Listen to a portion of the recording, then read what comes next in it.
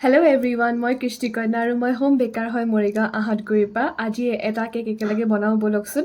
কেকটো মই যোৱা ৰাতিয়ে ক্ৰামকোট কৰি ফ্ৰিজত ৰাখি থৈছিলোঁ আৰু মৰ্ণিং মই ফাইনেল কোটিং কৰি পেলাই জিক জাক ডিজাইন এটা দি ওপৰত চামুচেৰে দি এটা ধুনীয়া ডিজাইন দিলোঁ। আৰু কেকটো মোক অৰ্ডাৰ কৰিছিলে আমাৰ ইয়াৰে বা এজনীয়ে আগতেও বাৰু মোৰ পৰা কেইবাটাও কেক লৈছে।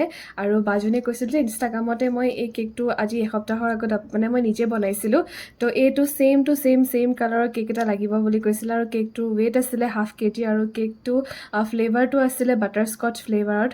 তো মই বনাই থাকিলোঁ। আৰু আপোনালোকে যদি মোক ইউটিউবৰ পৰা চাই আছে তেতিয়াহ'লে মোক ছাবস্ক্ৰাইব কৰি দিব মোৰ চেনেলটো, আৰু যদি আপোনালোকে মোক ইনষ্টাগ্ৰামৰ পৰা চাইছে তেতিয়াহ'লে মোৰ একাউণ্টটো ফ'ল' কৰি দিব। আৰু মই কেকো শিকাওঁ, যিহেতু মই কেক ক্লাছ কৰিছোঁ 2টা বেটছৰ, গতিকে কোনোবাই যদি কেক শিকিবলৈ আগ্ৰহী তেতিয়াহ'লে মোৰ লগত কণ্টেক্ট কৰিব। আৰু মোৰ ইনষ্টা ফেচবুক লগতে মোৰ একাউণ্টতো মোৰ নাম্বাৰ দিয়া আছে, গতিকে ধুনীয়াকৈ কেকবোৰ অৰ্ডাৰ কৰি যাব। মই বহুত এফৰ্ডেবল প্ৰাইচত কেকবোৰ চেল কৰোঁ। আৰু এইটো আজিৰ কেকটোৰ ফাইনেল লুকটো কেনেকুৱা লাগিছে কমেণ্ট কৰিব। খালি বাটাৰফ্লাইকেইটা অকণমান চেঞ্জ হৈছে, কাৰণ সেইটো বাটাৰফ্লাই মোৰ তাত নাছিলে।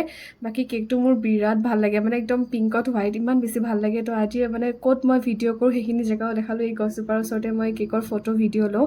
তো কেকটো কেনেকুৱা লাগিছে কমেণ্ট কৰিব। আজিলৈ আহিছোঁ, বাই।